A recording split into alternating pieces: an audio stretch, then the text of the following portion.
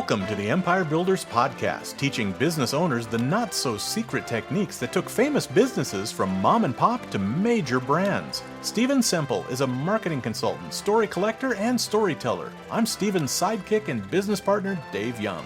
Before we get into today's episode, a word from our sponsor, which is, well, it's us. But we're highlighting ads we've written and produced for our clients. So here's one of those. I'm Mark Tapper. I work at Tapper's Jewelry. Did my first shift when I was 10, sweeping. That was my skill set. I wasn't excited about extending my career at Tapper's, so Dad went his way, I went mine. He made the plans to expand Tapper's in Detroit, I went to college in Boston. And I learned that happiness comes from what you work for, not what you're given. And there's something quite satisfying about a well-swept floor. So I worked, I traveled, I married the love of my life, and somehow found my way back home. Dad's story became part of mine after all, and now our story crosses paths with yours. I want you to follow your dreams, wherever they lead you, and I want you to marry the love of your life, and I'll show you how we can help. I get to sit in the big chair now, but as my wife will tell you, I can still push a broom with the best of them. It goes around, it comes around, and when you need us, we'll be around. Tappers, tell us your story. I'm Mark Tapper. I work at Tapper's Jewelry, the store with the cleanest floors in Metro Detroit. Stephen, I don't know, we're fairly early in the series here, but we're going to venture into the ladies' undergarment department. Is that what I understand? That's where we're going. This is the story of Spanx. Yeah. Spanx was started by Sara Blakely in 2000. And she had no history in fashion. Mm-hmm. She didn't have a history in any of those things. And, you know, she's now a billionaire. So she took this from 2000 to today. She's a billionaire. And I think anytime somebody does that, it's like, pay attention. There's something to learn here. And the story starts with her basically putting on these expensive. She's going out to an event or a dinner, and she puts on these expensive cream-colored pants, and there's panty lines. She's like, I don't want that. That's not. So what does she go to? She goes to the control top pantyhose. But the problem with that is she wants to wear open-toed shoes. She's got these great open-toed shoes that she wants to wear. So she grabs scissors, chops off the feet, puts them on, puts on the shoes, and out she goes. And it's all great, except what happens is the legs keep rolling up. So she realizes, well, like, and she thinks to herself, and then she looks around, she discovers there's no footless control top pantyhose out there anywhere.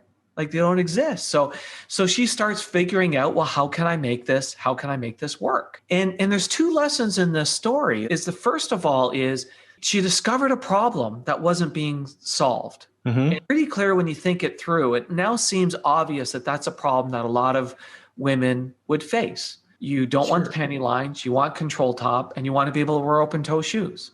That's not a stretch that this is a big unsolved problem. So she figures out how to solve the problem, but then it gets more interesting. And she goes knocking door to door to top hosier companies to find a manufacturing partner. So she wants to find someone who wants to make this. Yeah. Yeah. No, not interested. No, not interested. No, she gets rejection after rejection after rejection after rejection. And then there's one night she gets a telephone call. And honest to God, when you hear her being interviewed, this is how it's put. This plant manager calls her and says, you know what? We'll help you with your crazy idea. Yeah, we're willing to figure out how to make this crazy idea. So even this person was like, I'm not really excited, but I was like, well, what the heck? You know, it's a crazy idea, but what the heck? We'll do a flyer and give you a hand on making this. So she persevered. The manufacturers all were rejection. So you think, okay, great. I got it made now, right? Yeah, now she's got product. Now I got product. I built a better mousetrap, right? Billionaire, right? No. She then hustles. It took her ages going store to store to store to store to get somebody to actually stock this. Mm-hmm. And clear as we look at it, we go, this is a good idea. Anytime something's a brand new idea, it's amazing how often people go, I don't think it'll sell. So she had to actually shepherd the product. She shepherded it into production, into existence, and then had to shepherd it into department stores that didn't understand it. In fact, I remember listening to her story in that in the first time she got it into a store, and I think it might have been a Nordstrom's. I could be wrong on that, but she ended up having to go into the store because they would put it off, buried it behind other hosiery products. And she would go in and stand next to the display and engage with shoppers, Right. Like physically in the store, shepherding women to actually try the product as well. She had to treat that business as almost a toddler. Like you had to bring this child up and show it the ropes and let people get to know it. It's an amazing story of perseverance. Too often we look at it and go, well, if I build this better mousetrap, create this better pantyhose, it's all I got to do, right? It's like, Yeah. or now I got this product. Oh, I got the product. It's easy. And it's like, it's no. Or now I've got it into the store. Now I've got it in Nordstrom's. Yeah. A company, I'm done. No.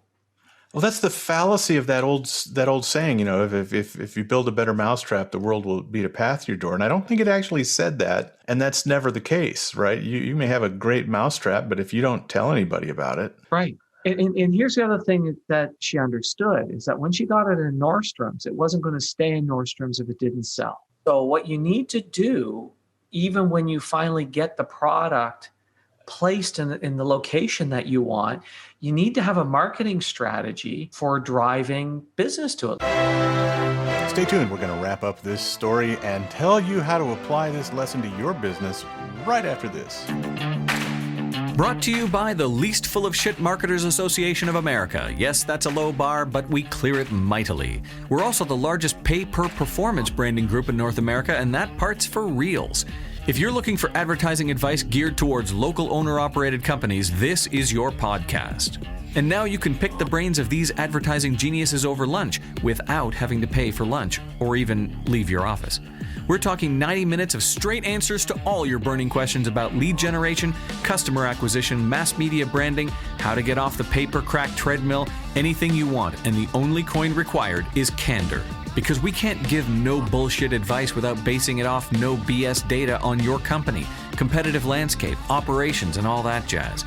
We send you a pre-Zoom questionnaire, you fill it out candidly, and boom, Bob's your uncle, you're in like Flynn, and we'll be frank as fuck in giving you the straight scoop on all the advertising and business growth questions you always wanted to know, but were too afraid to ask. You'll also get our no pitching and no bitching guarantee. No pitching means we won't pitch you or try to sell you in any way. If you want more after 90 minutes, you'll have to ask.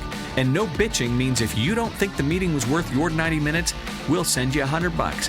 Consider it us picking up the tab for lunch and putting our money where our mouth is. Sound like a not-so-full-of-shit offer? Well, that is what we're known for. Take us up on it at empirebuildersprogram.com. Let's pick up our story where we left off, and trust me, you haven't missed a thing.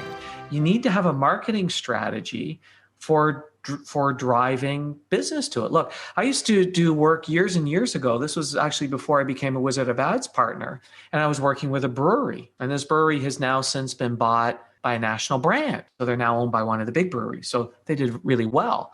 But what we would do is we would get, so in Canada, we have these liquor stores that are owned by the government, and that's where your craft beers are sold.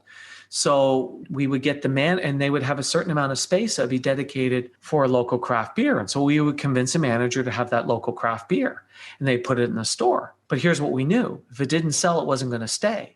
So we immediately have an on-the-grounds, heavy, expensive local marketing campaign just to drive people to the store to buy that beer. Because then what we knew was, then when you went to the next store, you go, hey, Dave's had great success, right? And also it was an awesome product. We get people trying the product, going to but you can't just sit there and go, I got a great product. I got it in the store, job done. It's not as simple as that. Now, there's a point where you get in Nordstrom's and you get 3 or 4 stores is doing well. It's a high margin item. Everybody else catches on. It gets placed well. Then the next retailer wants it. And yeah, eventually that momentum grows. The next thing you know, you're a billionaire.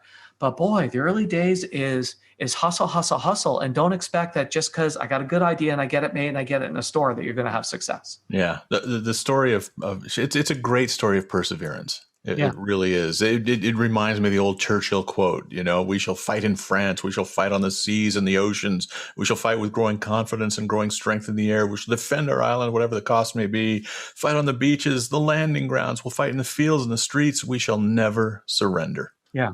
Right. She did not give up. And she had so many reasons to, right? It's like, well, I can't find anybody to produce this. I guess at some point she even quit her really, really good job. Yeah. You have to pursue to this. keep fighting for this. So it's an amazing story. Being an entrepreneur is hard, but there's a great positive in this story of the success she had. There's a caution in this story as well. And the caution in this story is being an entrepreneur, owning a business, shepherding in a brand new product or an idea requires perseverance, requires strength, requires shoe leather, it requires sweat and grit. And if you're not prepared to do those things, there's a reasonable chance that you're not gonna succeed. And that's just the reality of it all. And frankly, if you're not prepared to do those things, don't become an entrepreneur. Thanks for listening to the podcast. Please share us, subscribe on your favorite podcast app, and leave us a big, fat, juicy 5-star rating and review at Apple Podcasts. And if you'd like to schedule your own 90-minute empire building session, you can do it at empirebuildingprogram.com.